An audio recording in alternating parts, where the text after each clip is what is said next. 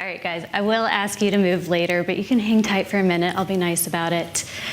We've got a lot to share with you guys in a fairly short amount of time. So we're going to go through some pretty quick stuff, but we have 3 breakout sessions throughout so that we can actually play around with some of the things that we'll talk about.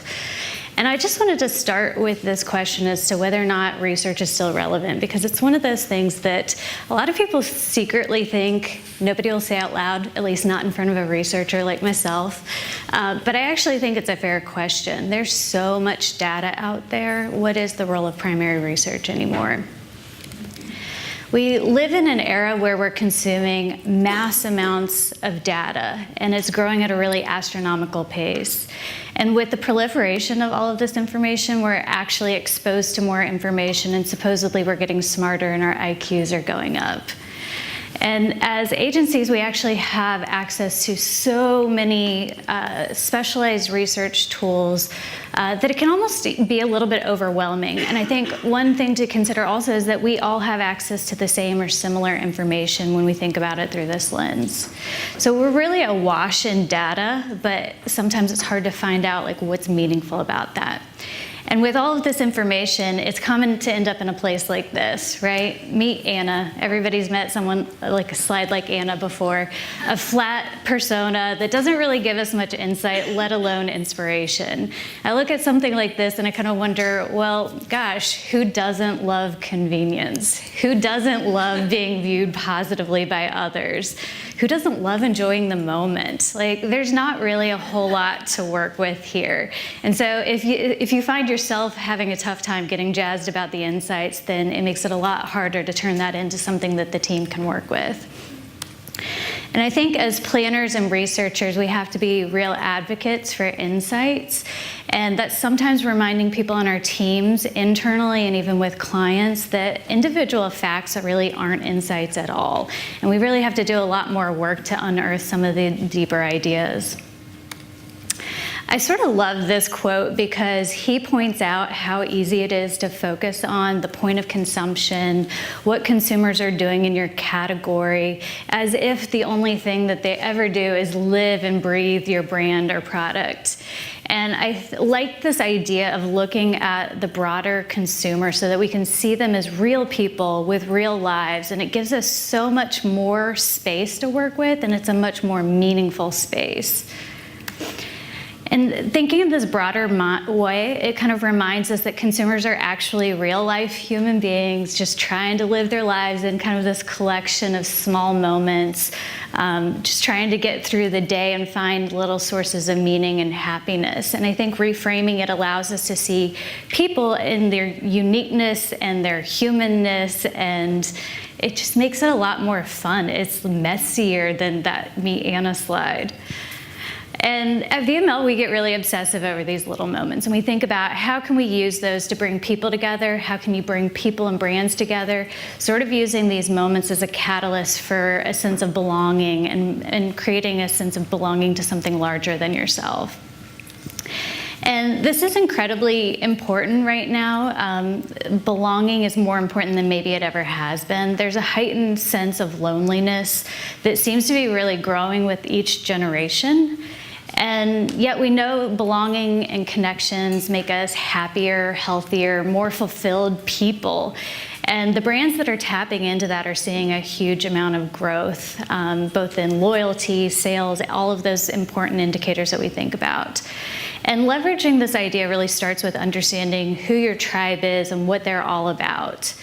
And we think about that as a tribe is brought together by shared values, shared stories, experiences, and even emotions. And we believe that if we understand this, we can actually start from a better, smarter place to make work that matters to people. So what does this mean for research?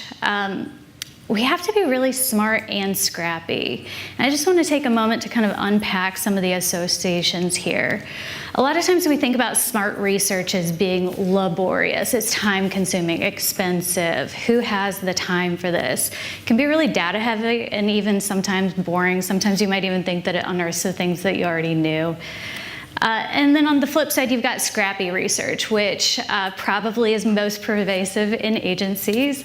It's flexible, sometimes to the point of maybe it's so efficient that it doesn't go in depth or it's not thorough, and it kind of gets dinged for being crappy or to prove your own point that you're seeking out. And against Claudine's better judgment, I've got a Venn diagram here today. So we often think that you have to be one or the other, right? How do they both coexist? And today we're going to spend some time thinking about how can we be both? How can we borrow from both sides? So if we think about smart research as being more than just about the data, it's about having a deep emotional intelligence about your consumer. And scrappiness just isn't all about speed, but thinking about how the mind works and how we process information. How can we leverage our own innate human efficiency so that way we can kind of speed up things? And a lot of times planners come to me and they're not in need of an exhaustive piece of research, but they need a quick hit, some fuel for inspiration. So we're going to come back to this idea of fuel for inspiration along the way. It's really the idea of kind of coming up with enough that you need to get going. So starting with the approach, we're going to think a little bit about how we can game the way that we think. I'm sure you guys have heard loads about agile approaches. It's nothing new, and I'm not going to get into the details here. But I think one of my favorite concepts from it is the idea of better done than perfect. And I think it captures how research actually exists in an imperfect, non-academic setting. It's not about the most perfect research, but it's about being flexible enough that you can get what you need when you need it and move on to the next step. And a lot of that has to do with like realizing where can you cut corners, recognizing that those are the corners that you're going to cut, and then what can you live with. And I won't get into a lot of detail here, but with the recruit, sometimes your friends and family can make for a perfectly fine proxy for consumers. That is not always the case, right? Like I recently had somebody ask me wanting to understand what design-forward brands mean. Well, working in an agency setting is terrible for that because we're already in a design-forward area, right? That's not very representative. But a lot of times you can kind of shortcut some of the recruiting process here. With sample sizes, we often think of 10 to 12 reaching a saturation point where more data doesn't necessarily yield more insights. So if you're doing research for a brief or a pitch, maybe you could get away with about half of that and you start to get some directional insight to get the team going, and maybe you supplement that with research later. And I think with technology, there are more and more different kinds of formats that you can play around with, whether that's getting people to share a Snapchat video of their commute or pinging the world with a single question. It doesn't always have to be this really long, thought-out thing. You can ask a lot of different things in different ways. And then as far as timing, a lot of times one-on-one in-depths are typically 60 to 90 minutes. I do a lot of these in 30 minutes, and of course I don't get an exhaustive view of it, but you can also get enough that you've got a lot of material to work from. I'm a huge believer in sending out homework. We'll get into this a little bit later, but by sending out homework, people have a chance to think on the topic. Consciously or unconsciously, they're processing before they actually arrive to your meeting. And so that way you can be really efficient with your time together, and you can get in depth and into some really emotional spaces a lot quicker than you can when you're just kind of caught off guard by a topic. And then I'm also a big believer in the warm-up. Sometimes you have to push for that because the client or the team has so many questions that it's hard to justify why you would spend 5 or 10 minutes on this. But the time that you spend getting to know them up front really gives you such better quality answers and depth throughout the rest that it's really not wasted time together. So today I'm going to share one of my biggest shortcuts, and it leverages imagery. There's some truth to the idea that an image really does speak 1,000 words. Here's a quick example from a study actually a couple of years ago about what it means to be a woman today. And we talked at length about all of the different meanings that this image represented for, I have like pages and pages of transcripts. And what was interesting is that you could tell that she was realizing some of the underlying meaning and symbolism even as we were talking about it.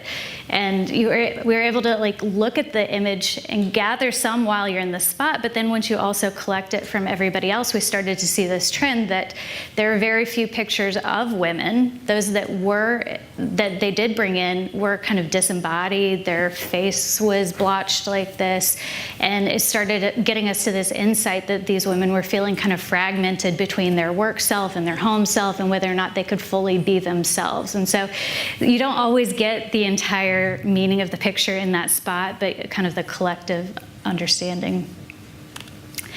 And throughout history, we've used images for so many different ways, whether that's kind of the Venus representing the idea of femininity, sharing moral lessons for humanity, or even kind of a surrealist narrative about creativity. This is a very big part of our culture and how we communicate. And I love any excuse for a cute picture, but images have this enduring value because they're really essential to us as human beings. We think in images because it's one of the first ways that we understand the world around us as babies before we even are able to use words. So we're able to process quite a lot that way. And if I were asked you to describe a dog, you would conjure up in your mind's eye a picture of your own dog or a prototypical dog long before you ever thought about a dictionary entry full of words describing what a canine might be. And that's because it's just a very quick mental shortcut for us to think visually. And this is rooted in an evolutionary need for quick decision making. Just one example of that is thinking about sharp edges versus soft edges. Things that have sharp edges and cusps to them oftentimes have an implicit danger to it, and so you kind of have this sense that you want to move away from it, as opposed to round, curved images have kind of a welcoming or comforting sense to them. And interesting, visually, visuals have the power to connect us to the mental states of other people. Our brain actually gets activated in the same ways and mirrors what we imagine them to be experiencing. So we're actually wired to form models about what we think the other person's motivations are, what their desires are. Other words, it's called empathy. We actually look at a picture and almost physically feel what it is that we think the other person is experiencing. And you really don't need to have any special expertise around imagery to kind of use this technique. Some of it you can just use your own intuition about being a human. A lot of times I look at the body language. Is it a picture of a person on their own? Are they in a group? Are they faced towards each other? Why is this guy's back turned to everybody? And you just start to think about, like, what are all those questions? Like, what's going on here? How would you kind of make sense of a situation like this? I find orientation to be kind of interesting. I had done a study around breakfast and found that there was one group of people who had oatmeal for breakfast, and all of their pictures had these very grounding pictures. Their feet are on the earth, you've got earth tones, and another group drank, I believe it's orange juice, and there was a lot of sunny pictures, bright, uplifting, their feet are off the ground, and it had a lot to do with the difference in energy that you get from those two different kinds of products.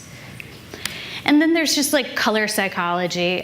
There's loads out there written, but you can look at a picture and, you know, if it's got a lot of red or really sharp tones to it, maybe you even get a stressful feeling looking from it, as opposed to yellow being kind of optimistic and hopeful, or blue being calm and relaxing. A lot of times we think that our own reaction doesn't mean anything, but a lot of times it can cue you into what is the underlying meaning behind that, at the very least, so that you can kind of dig into it a little bit more.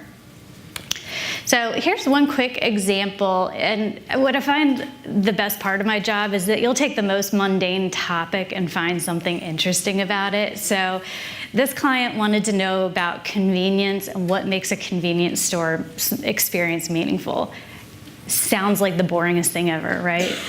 So we talked to about a dozen people, and they brought in this seemingly wide range of pictures, right? Like, what does a cheetah have to do with a pair of sneakers? And sometimes you don't know what that means in the moment until you get back to the office and I put them on my wall and start thinking about the things that I heard. And when I do that, a lot of times it just quickly reveals, it's almost like a shortcut that you could have read through all of your notes, or if you get it transcribed, and it's a little laborious, but this is so quick. By clustering, we could see that there are these 3 need states. And the first was all about saving time so that you could focus on the important stuff.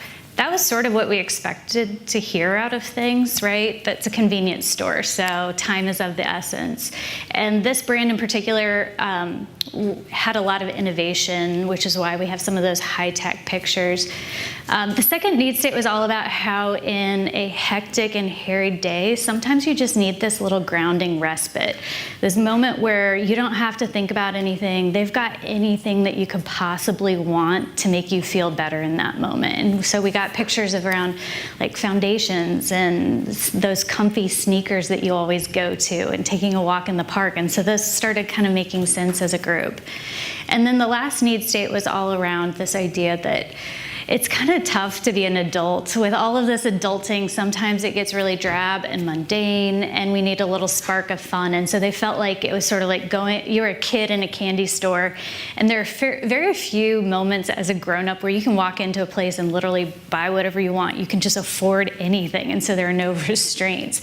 And so they felt like this convenience store, they could go in and have kind of a quick hit of fun in their afternoon, and then they felt the energy to kind of move on. So this helped us get to a broader definition of convenience and understand what are the different kinds of shortcuts are these people needing at different points in their day.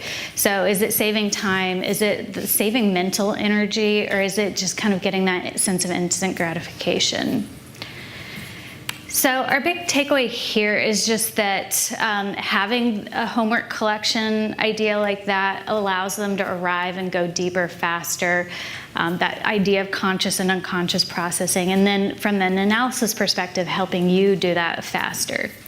So for this first breakout, you guys all have magazines kind of at the end of your aisles. We did not quite anticipate such a large group, so my apologies that there are not quite as many magazines as we might have brought. Yeah. All right, if everybody wants to kind of wrap up with where you're at, thank you for being really good sports about working with AdMap and Diabetes and our array of magazines. It's a little less than ideal. But like I said, we can use our imagination. If you did not find what you needed, then we can just make it up, okay? So we're gonna park those pictures for a minute, and then in the next breakout, we'll actually do something with that. So in the meantime, I'm going to take you through the process a little bit more about how do we dig for more within an interview. And just starting with the idea of empathy, we've heard it a lot over the last 2 days. I think it's a word that we use almost excessively in the industry, and yet we don't practice it all that well, which begs the question of how can we be better at it? So practicing empathy really means hearing what someone says and feels and leaving judgment out of the picture. And that can be really hard because people are complex. They can say things that really contradict themselves. But that's okay. That's part of just the complexity of being human. And that's actually often where the insights hide, is when somebody says one thing and then really believes something else. That oftentimes is an interesting tension point. And so I never call attention to that. I just kind of make my mental note and bring it back. And I think it's really important to start with empathy in research because that makes each step of the process more empathetic. It makes the planning and the briefs and the creative work all a little bit more rooted in the actual human truths and feelings about a topic. So a few tips on how to do this. In an interview setting, whether that's formal or informal, it really starts with making them comfortable. I think we often forget about how weird it is for a regular person to be put on the spot and asked a lot of really hard questions that they maybe have never even thought about or certainly haven't thought about in that depth. And whether you're doing that in a research facility or not, Our offices can sometimes be a little intimidating. A research facility is certainly intimidating. They're kind of sterile. You've got the one-way mirror. There's a lot about that that is kind of scary to somebody who's just walking in.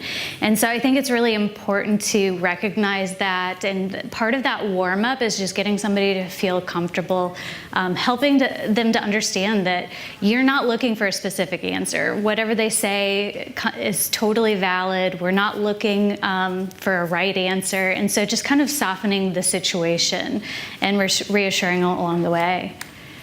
And a big part of this is to give them space. It's easy to get really flustered with the empty space and just kind of fill it with your own talking. I think it's a very American thing to do. We're so uncomfortable with silence. You have to like go talk about the weather or whatever you can.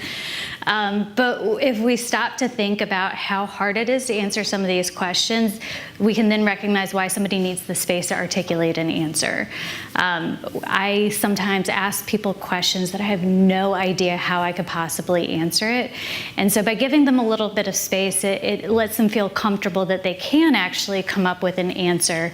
It also lets them know that they're not going to get off the hook. Like, I'm willing to wait for you to think that out. I'm not going to move on to the next thing and make it easy either. And I think it's important to just kind of stay on the topic.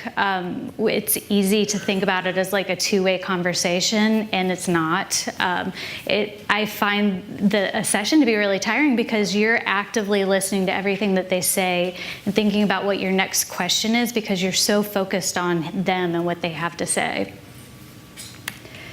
And following their lead is actually a little bit harder than it sounds. It means being really neutral in your language or even mirroring what it is that they say, mirroring body language. And I can think of so many situations where people have used a word incorrectly, mispronounced it, and it feels bizarre to mirror it, but you just do. You don't like correct somebody on that. And I think a big part of following their lead too is in a discussion guide, leaving enough space that you truly can follow where they are taking the conversation. Because having that loose guide and following their lead, you've got probes in there kind of built to make them think deeper, but they're taking you to what's important for them. And you can even think about this in the design of the research. This image actually is from a project that we did with a client where we left the room with screen recording going on their smartphones because we wanted to understand more about their natural digital behavior. And by doing so, this actually brought up questions that the team never would have even thought to ask before until we saw the way that they were interacting and hopping between platforms. It sparked a lot of question and dialogue for ourselves. And so I think it's really key to follow the person rather than what you think is the most important, because sometimes it's enlightening how off you might be. My guiding ethos is just to be curious. I think curiosity gives you the most insight. And I actually make it a point to play dumb, just so that I can get things from their own perspective and in their own words. I make it a point to kind of say that throughout, because sometimes it feels a little absurd. So I might say, oh, this is so completely obvious, but I'm curious from your perspective. Why is it important to be a good mom? Or what does it mean to you to be a good mom? And I think kind of reminding people of that makes it okay to ask really dumb questions. I use a lot of probes that allow you to kind of ladder up and down. So you might go from like the seemingly unimportant attributes of a product and experience and understand what are those functional outcomes? What's the emotional outcome? And how does that kind of tap into who it is that's there as a person? And then there are other times that they start off really high up there and you have to figure out like how does that link back to the product experience? And then I think in some tricky situations, stories can always help. When somebody starts with an abstract idea, oftentimes I'll ask them about, can you tell me a story about like where that was relevant for you or how that came to life for you? Because stories allow somebody to kind of almost re-experience what was going on in that moment, and they can kind of latch on to the different ideas and details that you normally wouldn't think about, because we talk in generalities and vagueness. And so it's a way to get them to kind of go through that without even knowing that they are. So there are certainly more than these three probes, but I think these three are probably the crux of things. You could get through an entire interview with these 3 ideas. I tend to think that you just ladder and ladder until you start to hear the same idea or somebody gets to the meaning of life. And then I'm like, okay, we're good on that. Let's move on. But I'd recommend just taking a moment and just thinking about how would you rephrase these in your own words, so that way you have the most natural way of saying it, and even a few variations. I could say, tell me more, a dozen different ways within an interview, and each time it gets somebody to open up a little bit more. And I think we have these we intended it for table stands, but we've got a few scattered throughout. So you'll need those in the next step. But here's just one quick example. I'm not going to read the whole thing here, but I had this interview where she came in talking about courage and independence and like kind of pulling yourself up from your bootstraps, which I had no idea what that really had to do with this picture or what it meant in her real life. And so I asked her to tell me a story. And so she got into this really emotional story about being a teen mom and what that meant for her parents kind of losing faith in her. And then a simple question of like, wow, can you tell me more about that? Got her to open the floodgates even further. And then asking about what's the benefit for you to, I think she said, finding something that fulfills her. And then that kind of launches into who she wants to be, how she wants to be seen. So they're really simple probes. In a discussion guide, I just have like a list of probes that I just mentally refer back throughout. And otherwise, it's just kind of high-level clumpings of ideas that I want to get through. And I think that gives you a way to dig deep when something is important coming up, but then you have the flexibility to move on. So our key takeaway here is really just the idea of leading with your own kindness and curiosity really begets more. It just seems like the simplest, most obvious thing, but it works every time. When you're a real human, people want to open up to you about all of their life. I've had people tell me stories crying about eating oatmeal and how it brings back their dead grandmother. Like, you'd be surprised how far this simple idea will get you. So in this next breakout, we've got a little bit more time, and I'm going to ask you guys to find somebody sitting next to you. You're going to gradually get closer and closer, but if everybody could find a partner, I want you to actually try out kind of what it would feel like to interview each other. So you guys will each take a turn to talk about your picture and those thoughts and feelings about coming up with fuel for inspirational work.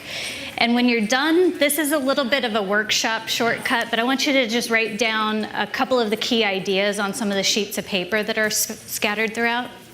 And we'll tell you guys when it's time to switch turns if you haven't already done so. All right. All right, guys, everybody good? Wrap it up if you can. And if you haven't had a chance, take a second and write down a couple of those key ideas, key phrases.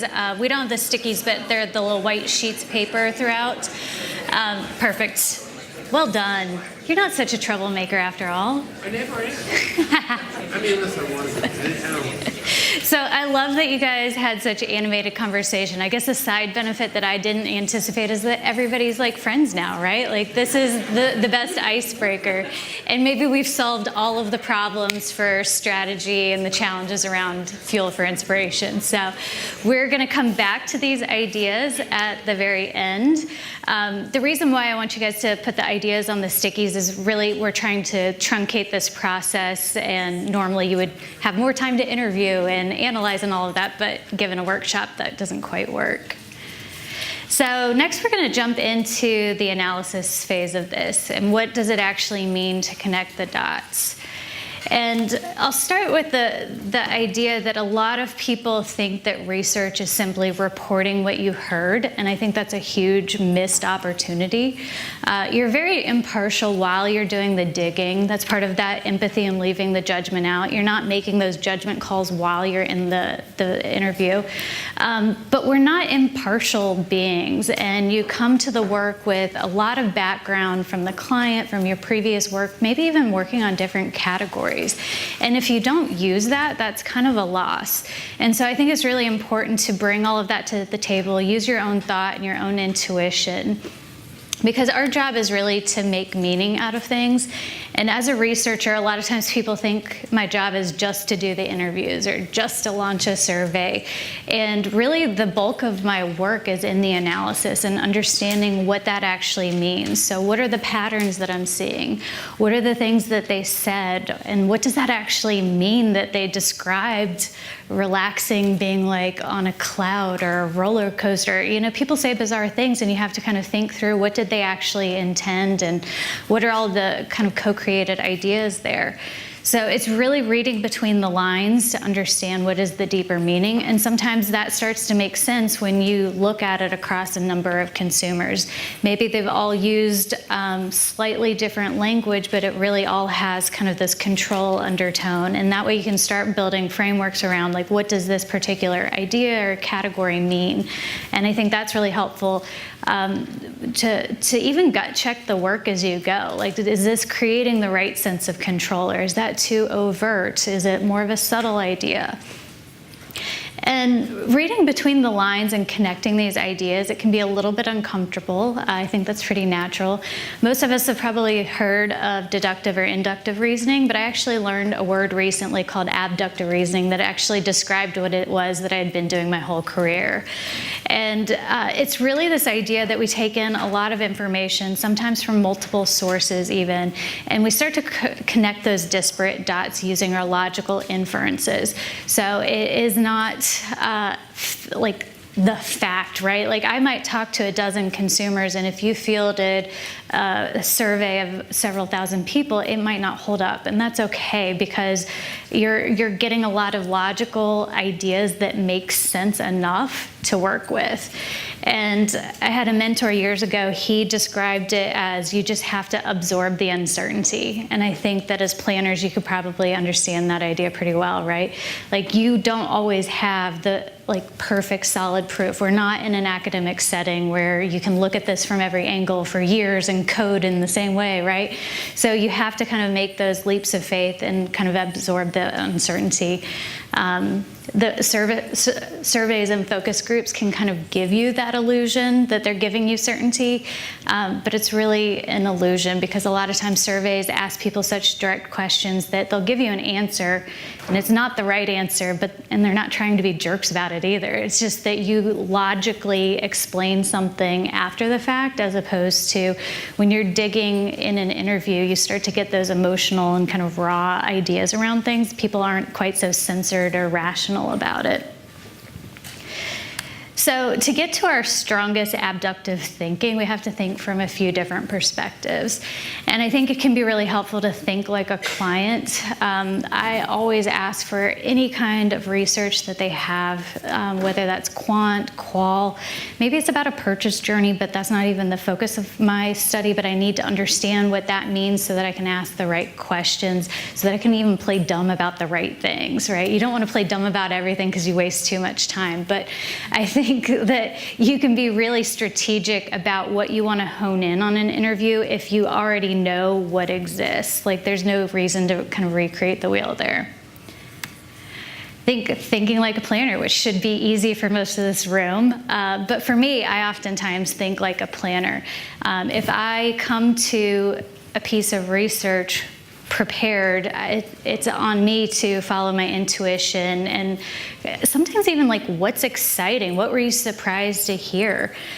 This example here is from a candy study, and what was interesting is those images on the left side were people who were fans of the brand, and they saw it as kind of this classic, fresh, Jennifer Lawrence girl next door sort of person, right? And on the right-hand side were people that were not a fan of the brand, but a competitor user. And you can see their pictures are really flat, they're beige, they're dull. They described it as the guy next door, but more akin to Danny, what's his name? Danny Tanner, right? So girl next door, boy next door, same metaphor, but very different associations, different ideas. And so you can kind of look at the pictures or start to see the ideas, and you kind of follow what it is that you're surprised to see or hear. And I think thinking like a creative can help us all be better storytellers. We get up here and we see the case studies and all of the beautiful work, and I think that a brief can be just as beautiful. And I think when you're collecting really emotional stories, and in this instance collecting pictures, you've got like the most amazing raw data there to turn into something that's really compelling and moving. And so a lot of times I use participant quotes, I use their images. Sometimes if they're crappy quality, you just sub it in for like a prettier version that retains the meaning. But you end up with like a really emotional story that way that gets people on board with the idea.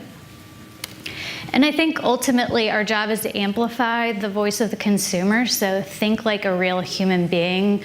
I think it's so easy, especially when you sit in meetings and we throw around marketing jargon, that you kind of forget about, would you be interested in something? What is the real truth here? And I think you usually know that. This is an example from a project where we wanted to understand, what do modern relationships mean anymore? And so through the course of storytelling, we got people to tell us about how it's all about kind of your partner in crime, and you've got these inside jokes. And what you really hope to have 50 years from now is that you enjoy each other and you're kind of like jabbing each other and keeping it real instead of bickering over what to have for dinner. And so that felt a lot more real and authentic than the mushy, gushy jewelry commercials that were taking place in the category. So I think when you stumble upon something that feels real, it may not be unique to your personal life, right? We're not always the consumer, but you can spot it when something feels authentic. So our takeaway here is that you're kind of making these connections both within an individual, right? Within an interview, you're covering a lot of territory and you're kind of connecting those dots in ways that make sense. But over the course of the people that you talk to, you're connecting those dots between consumers. You might have other data that you're connecting it into, and you're even kind of connecting it with your team. So it ends up sort of being this web, and I think each bit is more powerful the more connected it gets. And creativity really is the idea of taking ideas from different places and combining it in new and different ways. And so I think when you're able to kind of think from different perspectives and talk to different people, it allows you to get to that more creative and novel space. So for this last breakout, this is where I'm actually going to force you to get together. Not quite sure. We were supposed to be in a different room here. If we could kind of get into groups of 8 to 10 people, what I want everybody to do is just to kind of share the ideas that you heard from your partner, the image and those key meanings. And I want you kind of as a group to decide on what was the, I'm going to make you get to one key insight, which is a little unrealistic. But what was the thing that stands out the most? What did you find the most interesting, surprising, and inspiring? And then we'll get back together as a group to share those. So I'll kind of help herd you guys a little bit. All right, let's wrap this up. I know you guys could probably talk all day about this. I hope this was really therapeutic. You could share all of the struggles and awesome parts of your job.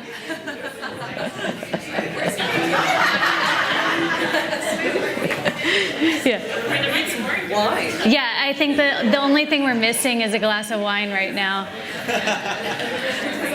So what we're going to do, we're going to go through the room. I know we're not set up really in an easy way for this, but what I'd love for everybody to do is if you could kind of choose a person from your team to share what that idea is. And hopefully you can talk really loud, and if you have a quiet voice, you're welcome to come up here and join me. So who wants to start? All right, go.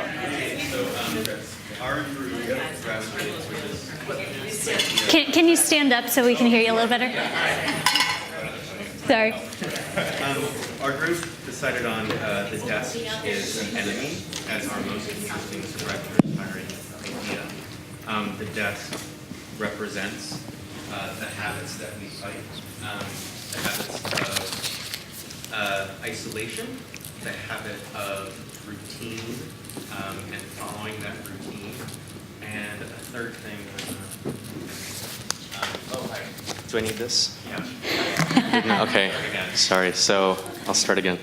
Our group decided on desk is the enemy because the desk represents our our habits, isolation, and our inclination to follow routine. And sort of it's like a cookie cutter thing, the desk, anyway. And that's opposing to what we know, like our instinct, and what we know is gratifying, which is diversity of ideas and people and stimuli for connections. Mm-hmm. Okay. So there's a bit of a paradox there, right? Yeah. Awesome, guys. Yeah, pass that along.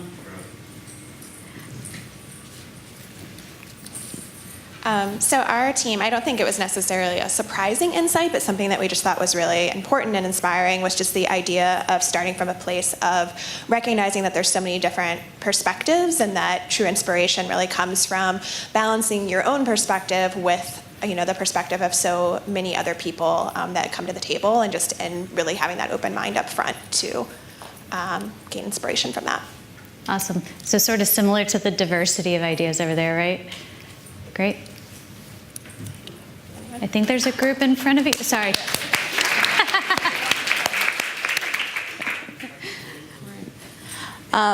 Our group had photos or images that were sort of in two camps, which we thought was really interesting.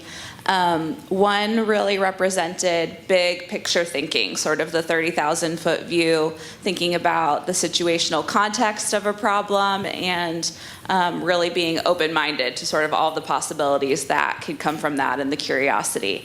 The other sort of half of our group had images that really focused in on the details. Really homing in on something, really diving deep, kind of getting lost in rabbit holes, seeing where it takes you.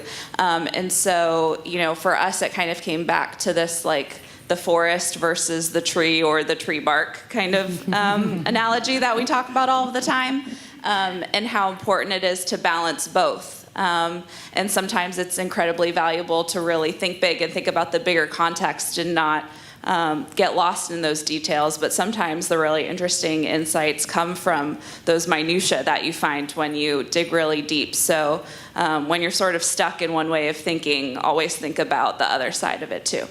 That's perfect.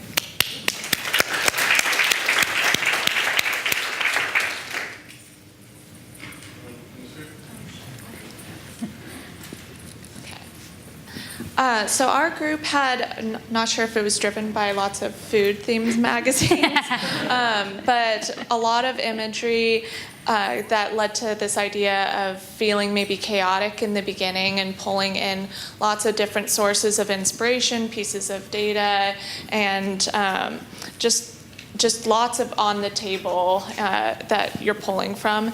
And then at the end of that chaos, maybe coming to that spark of creativity. So that chaos leads to creativity throughout the process and being comfortable with that. And then it was kind of described like a mixologist or the full meal coming together when you see all these different ingredients and not really sure how they come together. And that creative process is very fulfilling and dynamic and actually fun and a rewarding part of our jobs. Right. The beauty about imagery is, like, you might have gotten to that idea, and if I gave you a food magazine versus Rolling Stone, you might have come up with a different image to get to the same idea.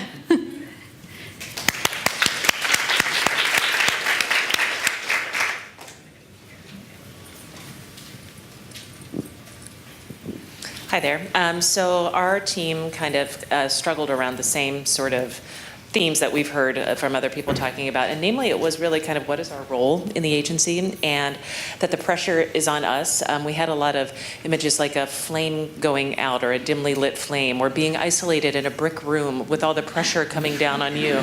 We're a little going negative, so forgive us. Almost lunch, a little hangry talking. Or also a boat, like where are you the deckhand? Are you the person putting in the coal into the furnace, or are you the captain, right? And so we had a lot of conversation around that, ultimately ending on the idea that the struggle is real, the pressure is on us, but we need support and we need a team to help make the revelations we come up with contagious to the rest of the group.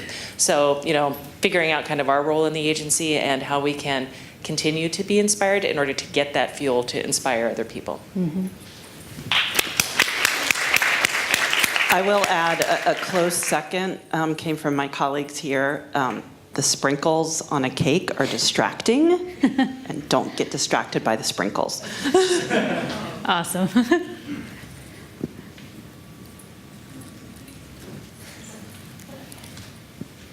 Okay. We're all talking about a lot of the similar things. We're talking about insecurity and feeling a lot of pressure to say the right thing, and an overwhelming amount of ideas that are coming at us at all times. So we essentially had a lot of the similar conversations. People were talking about the Milky Way and the galaxy. Some people were talking about coffee and the need for connection and making sure that we're talking to our creatives a lot and making sure that that flow is always there. What were some other ones people had? Oh yeah. Well, I was talking about photos. Oh, anyways, everybody had a lot of photos. And so we found that there was this tension, and we came up with an insight, which is in uncertainty, planners see opportunity. And that's where we got to. Great.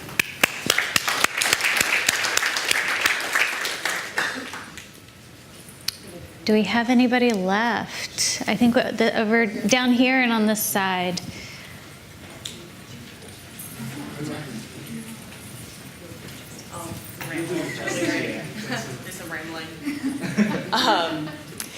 So I think with our group, same deal. We had a lot of different ideas coming together. And we're trying to find, as everybody else was, that underlying truth. And I think what's interesting is the inability to take ourselves out of it. So instead of looking at a picture that demonstrated the result or the process outside of ourselves, it was very much what's our personal experience with that.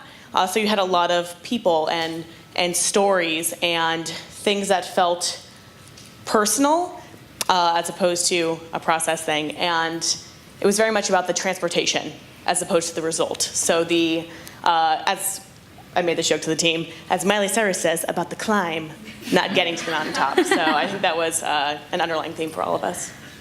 Great. I think we've got 2 more?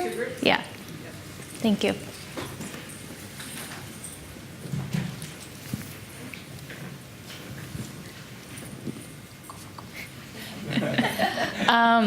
Ours, kind of the theme across the images was we're kind of part of a team, and in each way, what drove us was kind of helping people, whether it's our creatives get to, focus in on the key areas so that they can, create the campaign, whether it's, in a world full of so many choices, finding one that's going to be the best path, or listening to really understand the need of our clients, or, so overall, I think to sum up where the insight was, it might be in the advertising world where we're usually looked on as people who, are taking advantage of people. The strategists or planners' role are really driven by helping people. That's a great way to reframe.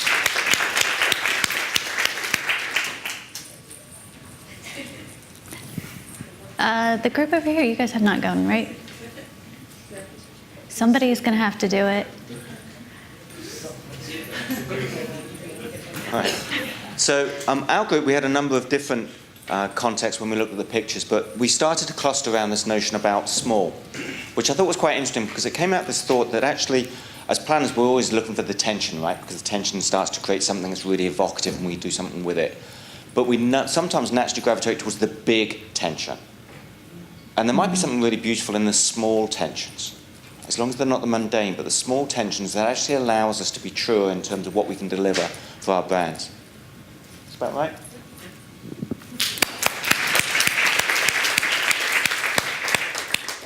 I love this. So I selfishly get to learn about what all planners think about the sorts of things that I help them with. So thank you for being the largest focus group for me.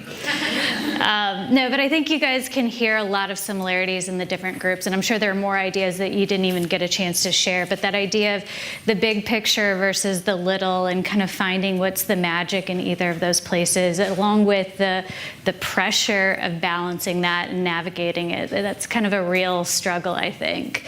And unfortunately, I don't have a solution for you, but I'm glad that we unearthed a lot of thoughts and feelings here today.